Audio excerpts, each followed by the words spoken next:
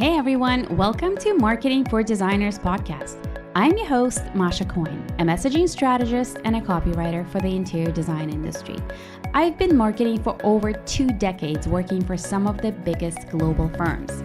Today, I write website copy for designers like you using my signature voice of customer framework.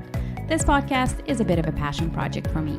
If you're a designer looking to up your marketing game, elevate your online presence, and attract premium clients, you are in the right place. I am so happy that you're here.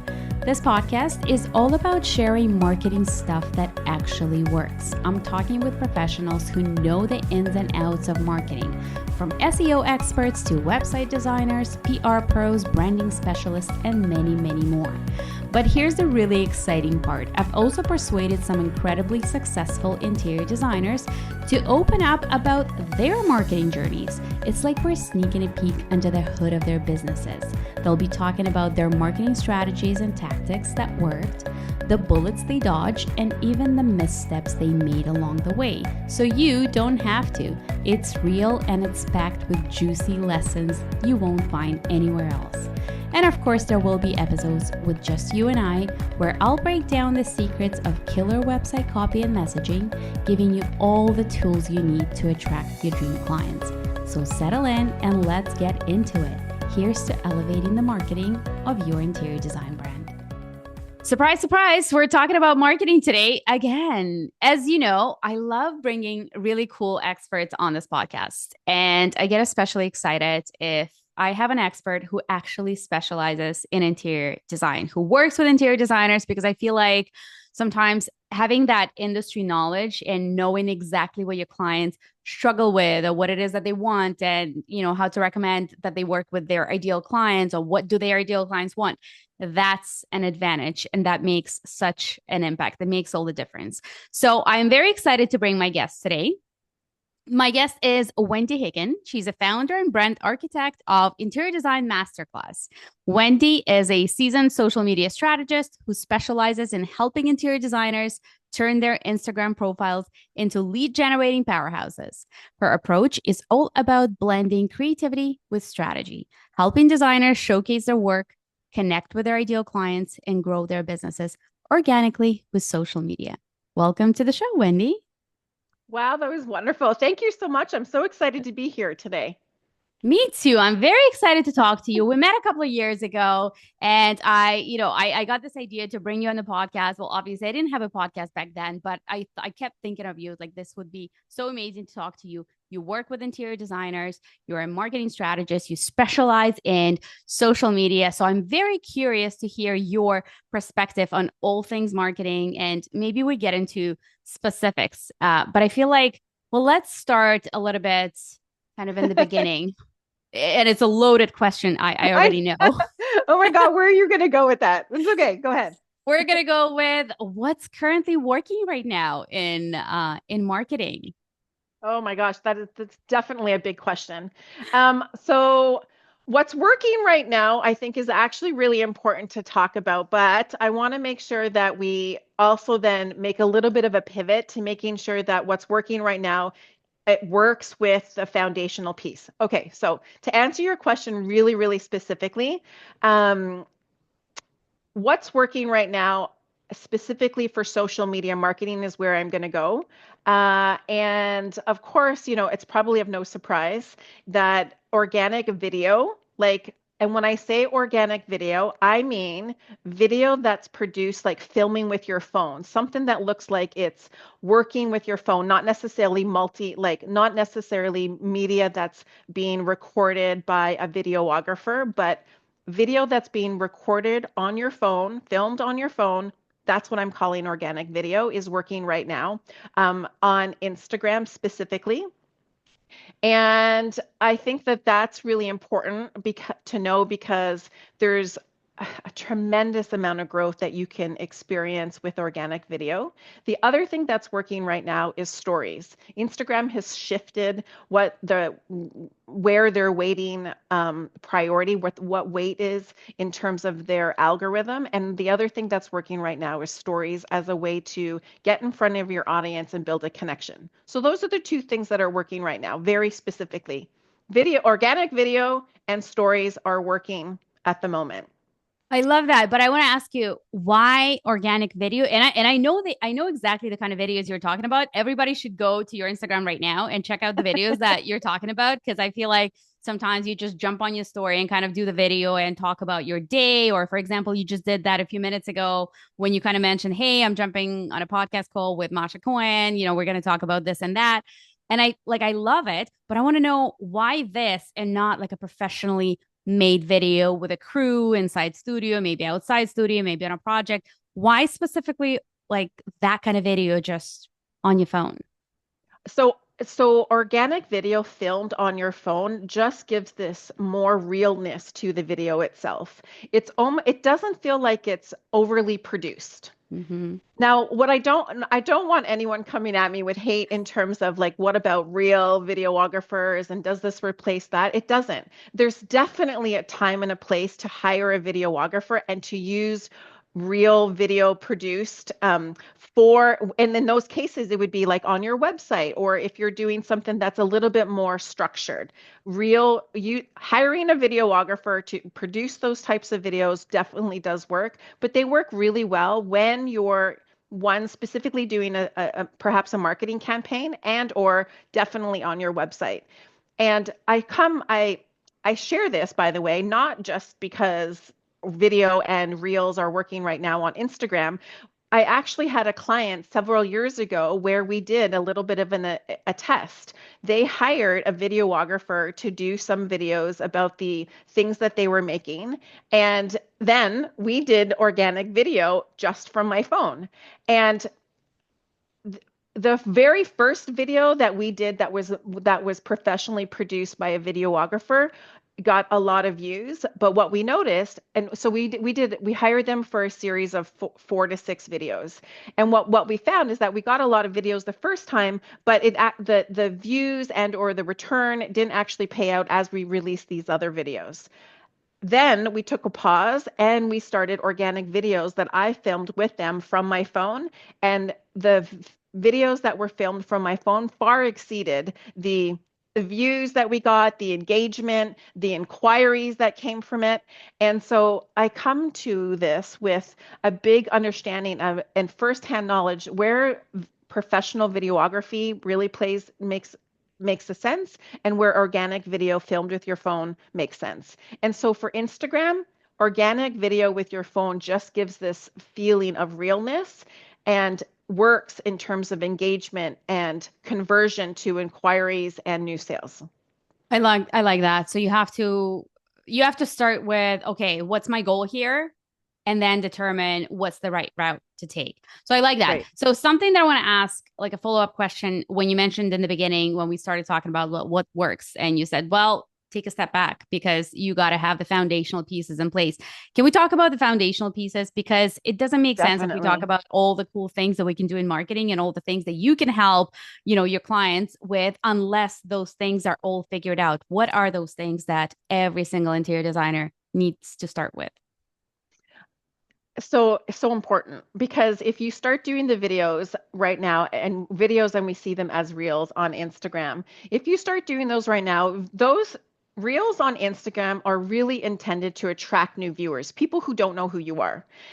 So let's just say, hypothetically, that's going to work, right? We're going to do all these reels, we're going to do trending sounds, and we're going to do the things that we're seeing, that bigger accounts are doing in hopes that we can gain that virality or popularity. But here's the thing, you can try all of those things, but if at the end of the day, when you have those new people coming to your account, if they don't see and sit on your grid and start to notice that there's a foundation there, the right type of foundation, all of the effort you've done through Reels is not going to pay off favorably. And so, for what I suggest is really important for effective strategies, particularly in marketing and or social media marketing, it's to lock in your offer and to lock in your messaging. The very first thing we need to do, or we do on a strategy call. So we offer Instagram marketing to interior designers and other small business owners, particularly in this space of creative. And regardless of the program that you end up choosing from us, we start every conversation or every program off with a strategy discussion. Specifically in that strategy discussion, we're looking at your ideal client, we're looking at your offer, and we're looking at your messaging, all so that we can lock in what that niche is really going to look like for you. And only after you've locked in those things can you start using, the things that are working now to drive awareness and attraction over to your grid. And when you do that, you'll start to notice that it's actually going to convert into inquiries and engagement in the things that you're looking to do. So I think, exercising or doing the things that are really popular right now, because you could say reels are kind of trending, but I think if you do those things without having a proper foundation, your effort is going to be lost and you're going to start feeling like you're burnt out. And so I would always suggest locking in your offer and your messaging first and foremost, and then go ahead and do the things that we know in marketing, like reels or video that does an attraction part of marketing to your account. And then you'll start to see the transition start to work for you. And I think that's what we call strategic marketing because you're starting at the very important things because those things are actually going to determine what kind of marketing strategy you need, what kind of tactics do you need, what channels are your, audience hanging out on. So I want to unpack that just a little bit, specifically when it comes to offer. So I feel like I get, obviously the audience, who's your ideal audience? Are you going to talk about, what do they want, what kind of pain points they have, and all the things. But when it comes to offer, surely it goes beyond just an interior designer coming to you and saying, well, my offer is that I offer interior design services. Like, what else do you need to know when it comes to offer? Because from what I understand, you help interior designers figure out the offer that's best suited for their ideal audience. But what are we talking about when it comes to offer? So inevitably, most designers come with a full service interior design offer, right? Let's just go there. Yes. However, they don't break it down in terms of what does that mean for the client. So one of the very first things is to define, first of all, I want to find out because every interior designer is different. So my goal is to really find out what does full service interior design mean for our clients specifically, one, because Mm-hmm. it's a little bit different everywhere. Lots of the same, but sometimes a little bit different. And it's really the differentiators that I really try to figure out. That's really important to know too, in terms of your messaging in your offer. But the other one is, why does it matter to the people that are reading? Like, why does it matter? Mm-hmm. What do they care about? You're going to talk a lot about design or like the features of interior design and what full service means, but really what we need to do is flip the script so that the audience that's reading this understands what it means to them. And so what we try to do is really figure out what the offer is and why does it matter to their ideal client. So some of the questions that we would be looking at, like what are the struggles your ideal clients are facing? What are the limiting beliefs that your clients are facing? What do they find overwhelming? And what would be like their ideal scenario to work with an interior designer? So we look at all of those things specifically so that we can really start to identify what the offer is. And in the offer, we're creating, as you would imagine, we're creating messaging around those things specifically for their ideal client.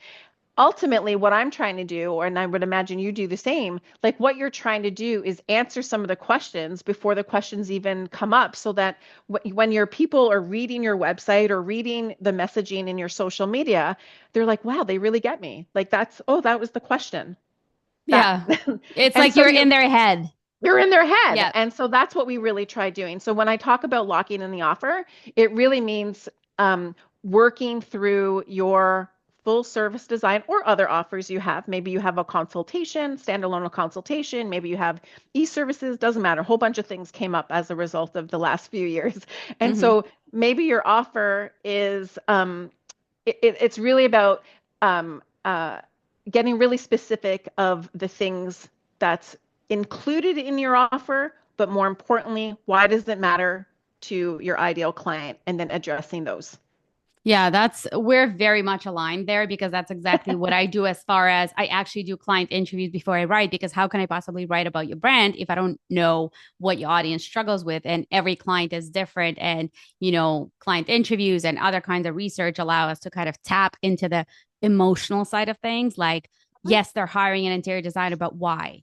And then you continuously like, but why? But why? It's Yep. not just to make their space beautiful. It goes like 10 levels down because, well, I just want to have like Christmas dinners and fit all the family together in one room and not turn any other family away. So, and that's the real reason for these clients. So I agree with you 100% that. So I love that you're starting with that, locking in the offer, and then obviously creating aligned messaging because I feel like once you have the message and the offer, only then we can even start talking about marketing. So Mhm.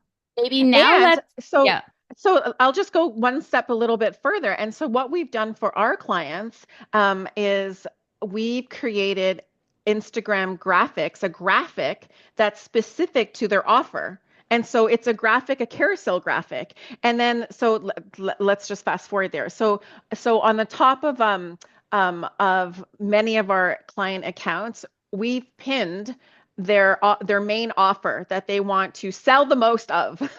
And we created a graphic that aligns to each one of the offers or to that offer. And each carousel slide addresses one of the things that we've just talked about. So it's first and foremost right there, because the last thing you want to do is have your audience guessing what you do, how Yes. you help people.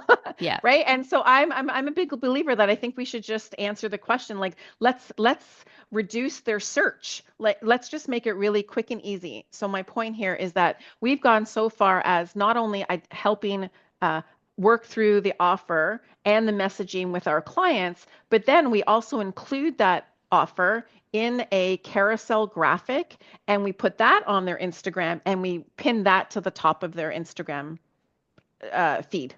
This is so good because I actually had to figure this one out for myself. And I'm not an Instagram specialist, but I had to figure, I was like, okay, when people first get onto my feed, what are the first things that they need to know? And for me, it was like, onboarding, like what's it like to work with me, and a couple of other things. I also have like my newsletter sign up in that one of the three posts. But it's so important. And it's so much work to create that, to think through this. Like, what is that most important information that answers all the questions that they may have or may not even know they have in their Have. head, but Yeah. here it is, it just answers it. Like, how amazing is this? So I absolutely love that you have that kind of service, so the portion of your services that you establish.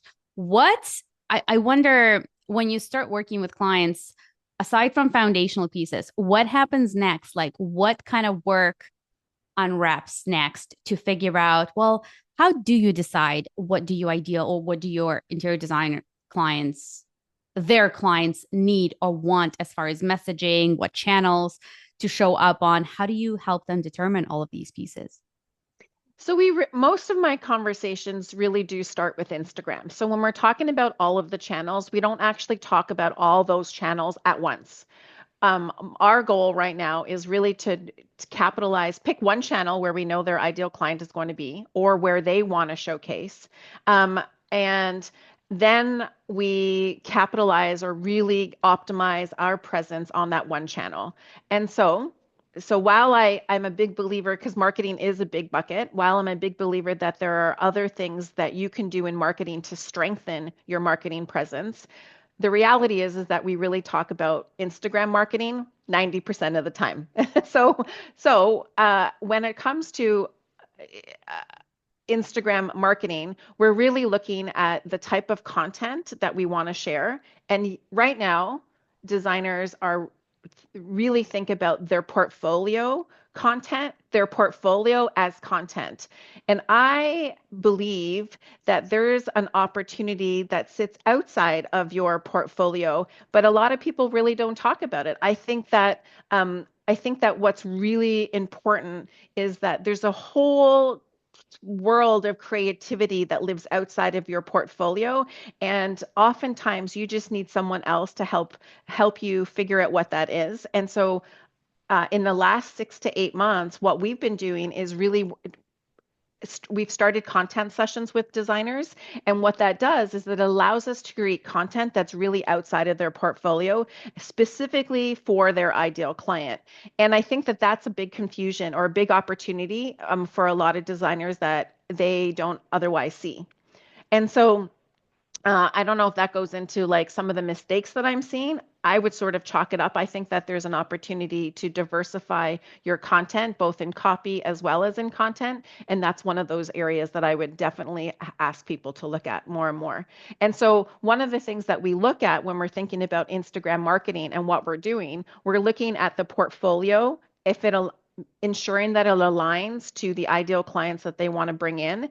And we're also looking at content on a bigger scale to figure out what's missing from your portfolio work and how Mm. can we create that so that we're now bringing that into your content that you're releasing on Instagram.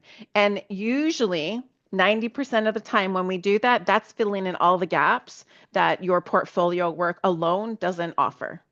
I like that. And I like that we touched on the mistakes. And I feel like I want to know more of the kind of mistakes that interior designers are making. So, kind of putting all the eggs in one basket and thinking that, yep, your Instagram is just to showcase your portfolio is probably one of the biggest mistakes.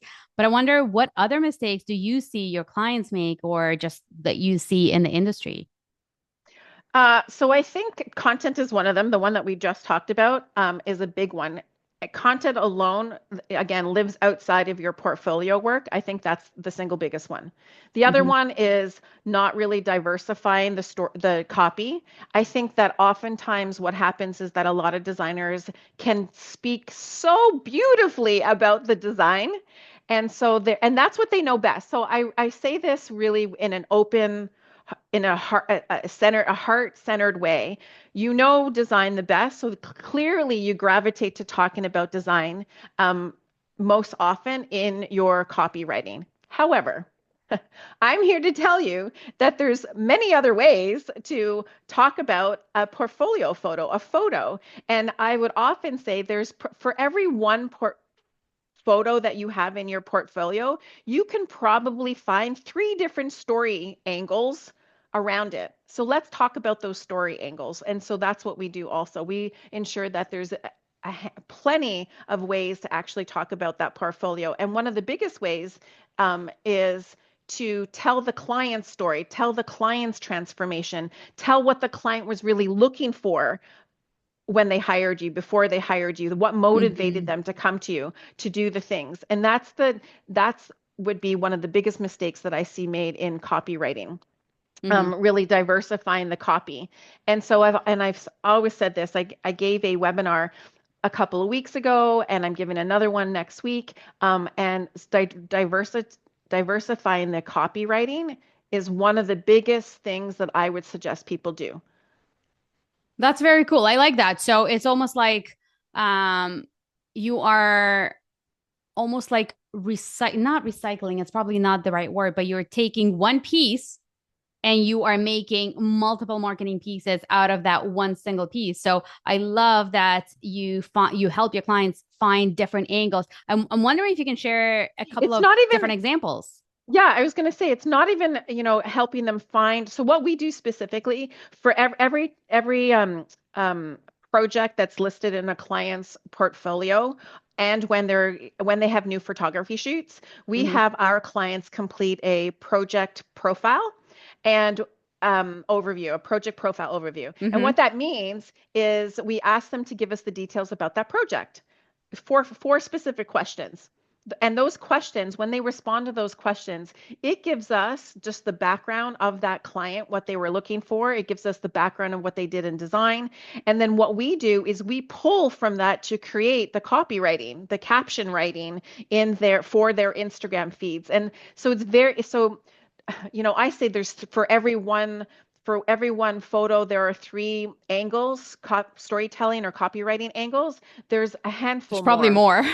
There's Yeah. probably And more. so and so what we do is we continue to revert back to the project overview to pull those things, and we just find another way to tell to showcase the work, but there's another story angle around it. That's what's really important. This is very cool. And I think the reason why designers don't think that way is because sometimes they're way too close to this project and they think that, well, yeah, this is the project and this is, this is I don't know, the idea behind the project. This is what was the creative starting point and things like that. But then when you look at it as an outsider, you can think, yes, you can tackle, what the client originally came to you with. Then you can talk about what inspired the design, that you can Yeah. talk about the materials, that you can talk about all the What other happened things. in And between? Like you can talk yeah, about the actual process in between, like the actual implementation of that project. So I just think that what happens in terms of a mistake, there's no diversification in copy. And I yeah. think that that's a huge opportunity for designers as they're marketing themselves on Instagram. And then Mm. the other one, as I mentioned, it's no diversification in the content. So we bring in a new type of content because I really do think creativity lives outside the portfolio. And so we need to look at that. We look at that always with designers. So if there is anything that you take, like your listeners take away in terms of mistakes, it's really, open up around open up around your copywriting and open up around the type of content that sits on your Instagram feed. I like that. Is there something that you recommend as far as different types of content for your Instagram that you absolutely think is a must-have in terms of what they should have? Like when we talk about diversifying types of content? So I always look at two specific ways. One of them I think is what you actually want to put out in the world. There's a Hmm. whole opportunity there that's so specific, like your why, you individually as the designer, as the business owner, what are you trying to do? How are you doing it, right? I think that some marketers call that the founder's story. I think that there's an opportunity to really dive deep into the founder's story on why you do what really, makes you happy, what brings you joy, you specifically, and then how that lends itself to the talent that you have and the services you have for your clients. So I think that there's a whole element there around the founder story, and then break that down a little bit more. And then I think that there's another opportunity of what clients are looking for, your ideal client. How do you address that? How do you address that in your work through your talent? And so if I were to say, if you're starting to diversify your content, create video in those two threads at the very beginning and start to sprinkle them into your content on Instagram, and you'll start to see that it's going to change the conversation and elaborate a little bit more on who you are, why you do what you do, and start to build a little bit more of a connection with the people that your audience.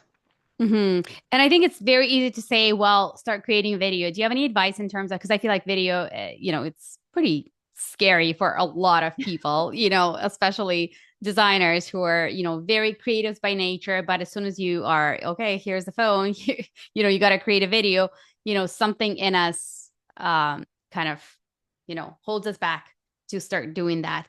Do you have any advice in terms of, let's say we're creating a founder story or you're looking at different story angles? Um, what should we do? Is it like a talking video, like the way you do? You're kind of walking around on the street or wherever you are, or in your office, or you're kind of sitting by your computer. Like what works? What gets the most engagement from the clients or captures attention? That's a tricky question, actually, because I think you initially I think people are afraid to start because they are concerned about what other people think. I Yeah. think that's the single biggest thing why people don't do video. And I think if you can flip that and just put that to bed for a little bit so that you can just show up. And when I say that, I mean you really need to channel the person you are when you're in front of a client. So for instance, when you're in front of a client, if you are naturally quirky, then be naturally quirky on video. If you're in front of a client and your natural way is to be very buttoned up, then that's what you would do on video. But I will tell you, one of the things that work really, really well right now is being more conversational, just like this. Yeah. Look how we're talking right now. I haven't worried about if I said an or I haven't really worried about if I needed a moment to pause to think through what I was going to say next. Those little um, things that we do when we're talking in person to people, that's what you can do even on video, Yeah. because we're not perfect on video, and we're not perfect when you're having a conversation with someone in real life. So my biggest suggestion is, the way, if you can channel yourself the way that you do when you're about to show up to a client or when you're in front of a client, that same person is the person that I would expect to see on video. So it's not like you're a different person, it's just how you show up naturally. That's what I mean. I'm not suggesting be someone different. I'm suggesting be who you are.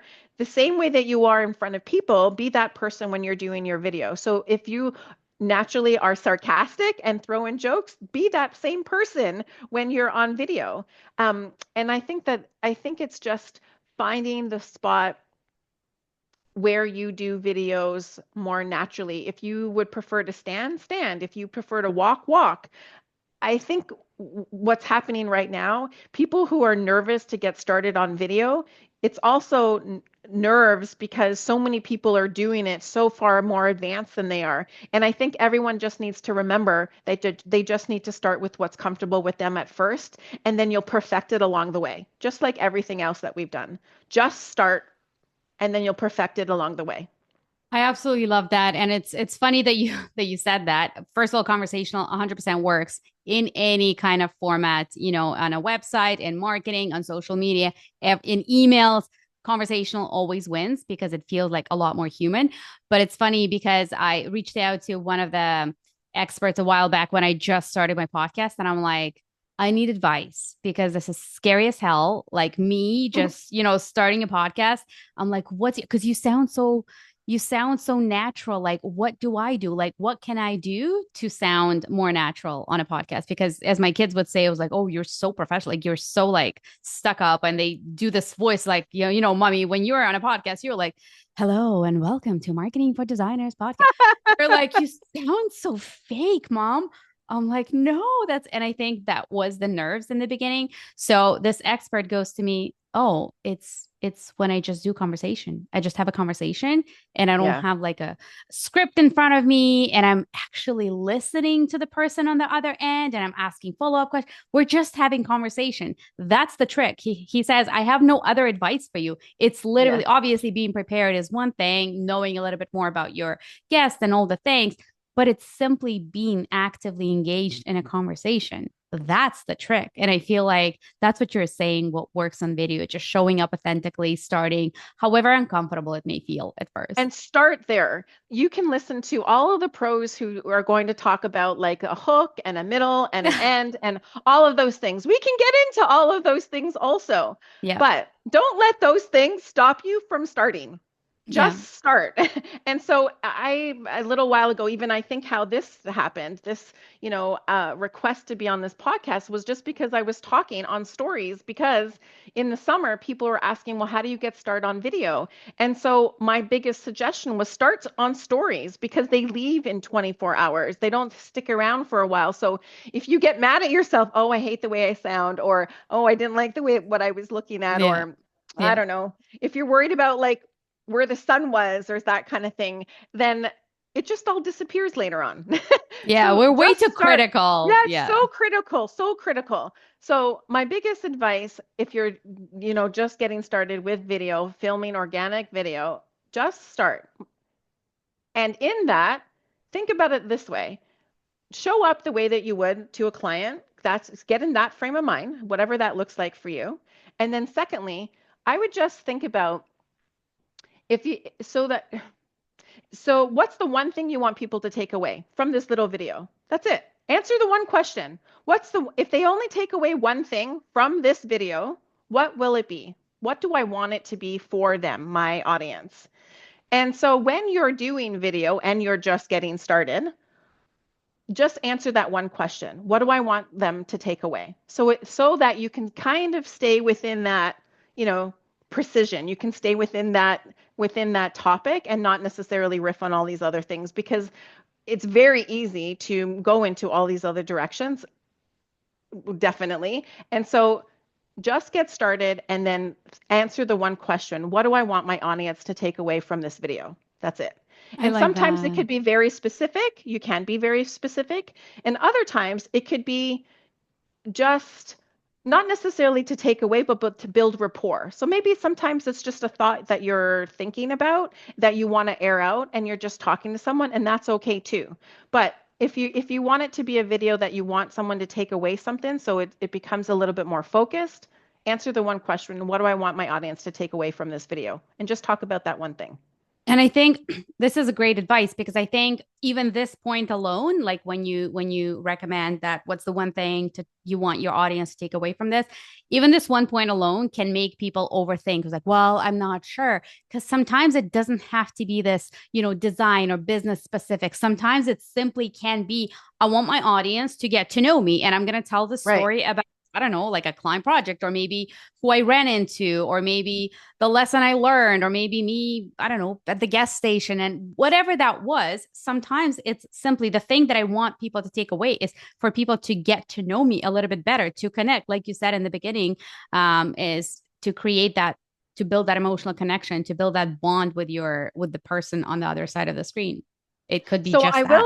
I will tell you this, the latter, the speaking on video where it's just a story and not necessarily I want my audience to take away something, that's actually more challenging for me also. Yeah. So I find that that type of video is actually a little bit more tricky because I like to talk about a specific subject. It comes more naturally for me. So the way that I've overcame that, if you will, is I think about a story that might be relatable to other people, and then I'll talk about the story. That's it. Yeah. And, I and like that. so I was at this conference, I was in Seattle last month, for instance, and I was at a conference. So I hopped on stories and just talked about the fact that I was at this conference for no other reason other than I was away, I was at a conference, I was learning about something outside of specifically for marketing, and I just spoke about that conference in a more natural way, the way that I would tell my girlfriend Yeah. Yeah. who would ask, Exactly. "Hey, how was the conference you went to last week?" So I'm like, "Okay, how would I answer that?" So then I hopped online just to talk about that. And so I will say that when it's more I don't know, loose, I guess, Yeah. Yeah. and just about, creating a relationship, those I find are even more challenging for me. But then I think about, well, how would I share this story with my girlfriend? And that's what I would say online. It's true. And again, we're very self-critical. Sometimes I record a story or record a video. I was like, oh my God, what was it about? And I just sit there like re-record. And then at the end, the worst thing that you can do is like, do people actually care? And then you decide to like not post it. That's the worst thing because there have been times where I would post something silly, like something, not very important, but it was important at a time. It was like just a little thing that I shared, and then it resonated, and I got a ton of replies. And I was like, "Oh my God, thank you so much for sharing," or "Oh, this is so cool," whatever that is. I think oftentimes we think that these little stories have to be like big. It doesn't have I to be agree big. with It you. could be like literally just moments. It could be something that, like you said, I think you said it so well that that's things that would resonate with other people, or things that other people would find relatable. So it could be Mhm. simply that. So I like that. That actually ties into one of the strategies that is working right now. It's a little bit more reality style video. It's a little bit more reality style in terms of keeping it more real. And Hmm. so what we're talking about right now, where you're just hopping on stories and sharing a little something that happened, um, um, really does work with people. In fact, I'll go deeper there for a moment because I know a lot of people sometimes struggle. Well, I want to hop on stories, but what do I talk about? Okay, so outside, if that's the case, Yep. so one of the things that I've shared with our clients that has worked really, really well. In fact, I put a whole little um, uh, uh, a downloadable guide on this. So one of the things that has worked really well with our clients is using one of the images that you have just shared to your grid as your springboard for the story. So, for instance, tell the story of what happened on the job site one day when that project was being implemented. Tell the story of what how long it took you to do the design or the creative part for that, or where your mind was at when you were actually doing the creative for that, or tell the story of, something funny that happened when you were about to do something on that particular project. So I have always said, if you're at a loss for what to say on stories, use your latest grid post as your springboard, and then tell something that happened behind the scenes that you wouldn't actually share it somewhere. Now, I think it's important that we share it in captions, but again, you know, the reality for designers' work is that they are often sharing projects several times before the next portfolio photos get photographed and we have new work in the grid. So we need to get really creative on everything that we're going to start talking about in that particular photo. And one of the ways to do that is to create this story. And when I say story, I mean like hop on Instagram stories and start talking about something that happened in that on that particular project. I like that. You're giving me ideas for my husband, who is a general contractor. And sometimes I ask him, obviously, I'm his content creator because he married a copywriter. And he's like, every time I was like, you need to give me more. He's like, I don't have any more. And now you're giving me ideas. Like it could be the same project that you're working on right now. It could be the same work. We're just finding different angles of what to talk about. Yeah. It could And be, so one of the predictions I had earlier, strategies that work, is this reality style. So when you're on stories and you're just talking about it, that feeds into this reality style storytelling on stories. And coincidentally, back to how we started this conversation, stories are really working right now. Stories is where you build that trust and that relatability and that relationship with your future clients who really want to know who you are. And so it all kind of works well with one another. It helps keep it real. I like that. As far as how often you should be posting on stories, how often you should be posting on Instagram, I'm sure your clients ask you that. So I'm wondering if you can share what advice would you give them, like how the frequency of the posts and stories. It kind of depends on what you're trying to do. So if you're looking to grow your audience really, really quickly, then I think it's important to post very frequently. But the reality is right now, a single post, one post alone, isn't getting the reach that you're looking for. Carousels work really well. Reels work really well. And I think that that's what we really need to look at. So if I were to recommend one way of doing something, it would be to post at least 3 times a week to your grid and to do several stories throughout the week. When I say several, I mean several. I mean like, at 4 to 7, 5 to 7 stories throughout the week. It could be both branded stories like we do for our clients, or it could be like hopping on stories and actually talking about something. The combination of those two things actually works really well. I like that. Okay, cool. Well, I'm mindful of time and I feel like is there anything that you haven't shared yet or we haven't touched on that you wanted to share as far as the strategies that work for interior designers? So I think we talked about the things that I wanted to really make sure, and I'll recap them. I think first and foremost, strategies that work is locking in your offer and your messaging. We talked a whole bunch around storytelling, which is diversifying the type of copy that you're writing in your captions. We talked about, and then this last one about videos, reels, and reality style videos or storytelling to keep it real and build your audience. I think that's really important.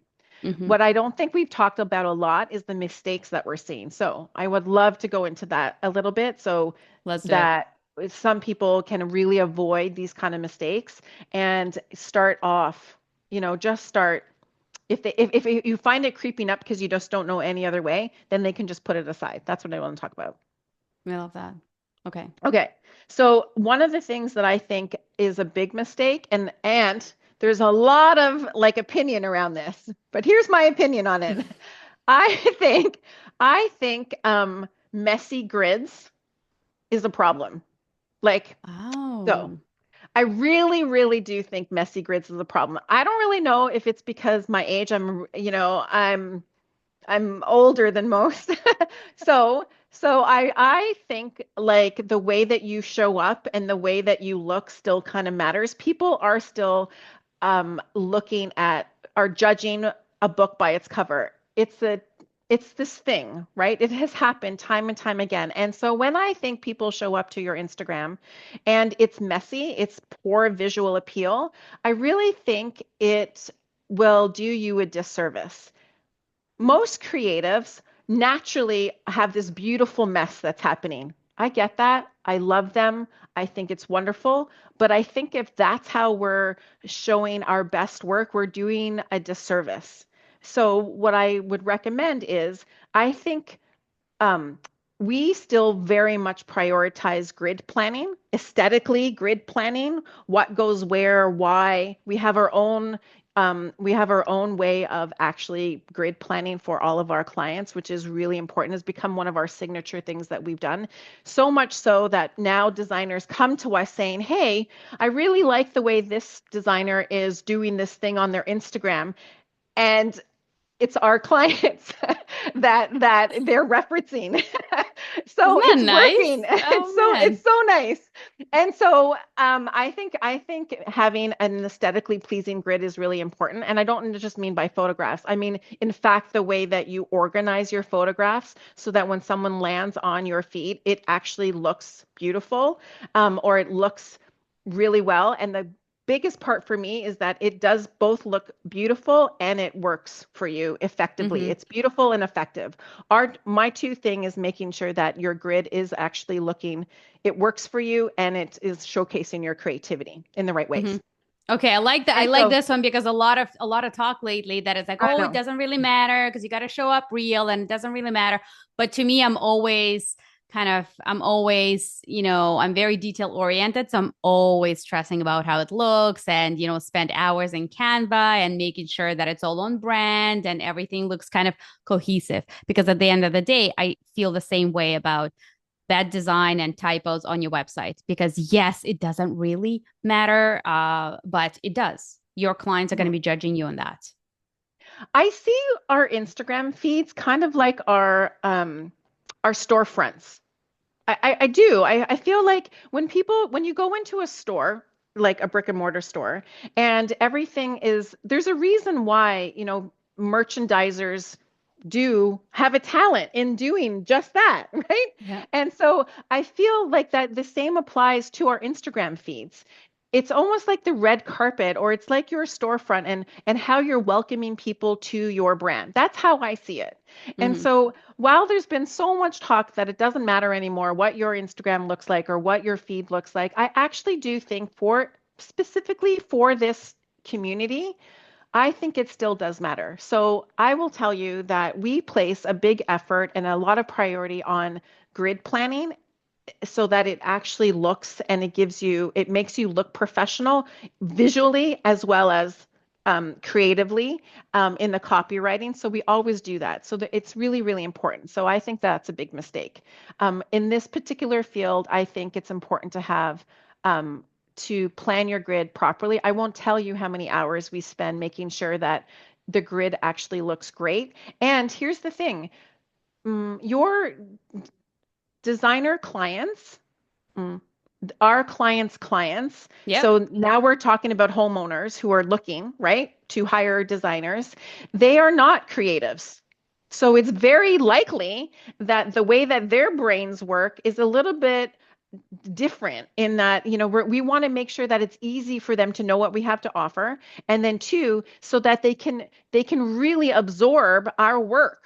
And so when a grid is messy, I don't think we do our viewer justice. Like I don't think we give them the right opportunity to take in our work because I know the work that our clients are doing is wonderful. I just want to make sure the viewer is getting it in the same way. We want the viewer experience or the reader experience or the audience experience that I'm looking at it from that perspective. What's the experience that I want to give them in when they're looking at our grid and when they're reading our copywriting? I'm always looking at it from the viewer experience, the audience experience. So I think having a well organized grid, organized is a hard word. A well laid out grid is Mm-hmm. perhaps better, is really important. Love that. Okay, so no messy grids. Right. What's another mistake? I think a lot of people don't use testimonials. What's with that? Like, why don't people put testimonials on their feed? It's like the most important thing these It's like days. the It's most social proof. important thing. Like, how many times do you buy? Let's get real for a moment. Everyone buys a little something from Amazon, right? Let's just say. A And little how many something, like times every day something. we won't even go there, right? But how many times on that product do you actually, as the buyer, do you go read the reviews? Yeah. 80% Probably of all the the time for time, me, for right? sure. For sure. Right. So why don't people put testimonials, which is the equivalent of a review on Amazon, on their social media feeds? So I think that's a huge mistake. I think we need to put them on our websites. I think we need to put them in our Instagram feeds. I think we need to talk about them more and more. Yep. A lot of people don't do agreed. 100% agreed. I mean, I will not do website copy without, I mean, if it's a brand new interior designer, that's a different story. And even there, I would find ways to find your testimonials. I've worked with interior designers who are brand spanking new, and we've gotten testimonials from their vendors, from the people they collaborated with. If they don't Definitely. have a testimonial from a homeowner, I will get any type of other testimonial, because that gives people this social proof that, yes, there are other people in the world, in your industry, that have trusted you. So should you. Yeah, absolutely. Yeah. So I think that's one. We've already talked about the diversification at length. So I think that's really falls in there. And then the last one that I would throw on there, mistake, is actually not putting your face, like your big team. One. That's a big one. Like your actual face and your team members, if you have a team, put them on there too. Like, put your face on there so we actually know the people that are behind the brand. And then I'll leave it at that. But to me, those are the biggest ones that I see. I love that. These are really, really great things to look out for. And I'll make sure these are all part of the show notes to make sure that you guys are not making this mistake, all of these mistakes. So this is great. Oh my God, there's so many more questions that I have for you, but I'll wrap it at that. I want to ask you one thing. Was there a practice or a habit that you've implemented in your life or in your business that has been game changing for you? Doesn't have to be business related, could be something personal. I think like prioritizing the type of life that I want has been game changing. I'll back that up a little bit more. Back when the pandemic hit, I switched my business. I had this big pivot, which is what we're talking about right now. Instagram marketing for designers, creatives. And so I moved outside of that coaching space and moved into this space. And I wanted to build this business around the lifestyle that I wanted to really feel. To me, that's been game changing. I like that. And this is so important. Because I think one of the things that came out of the pandemic is the freedom to do business the way that you want to do business, because so many things changed as a result of that time. And so I think if you tap into that a little bit more, you'll find that, if you want to work a 4-day work week, build your business around working a 4-day work week. If you want to build your business around, making sure that you're including one of your passions in your day-to-day, you build your business around that. It's all doable. You get to write the rules. And so I think that's one of the biggest things that the biggest changes that I made in this last little bit. Thank you so much for sharing that. This is great. So Wendy, where can people find you if they want to connect with you? Well, our website is interiordesignmasterclass.ca, and of course, as always, on Instagram under the same name. Definitely check out Wendy. She does amazing stories. I should have gone on stories as soon as I heard your story when you're like, yeah, I'm about to go on a podcast. I'm like, yes, that's what I should be doing more of. So everybody go to Wendy's Instagram and check out what she's doing. She's definitely showing up real there. Thank you so much for having me today. Yes, thank you so much. Thanks, Wendy.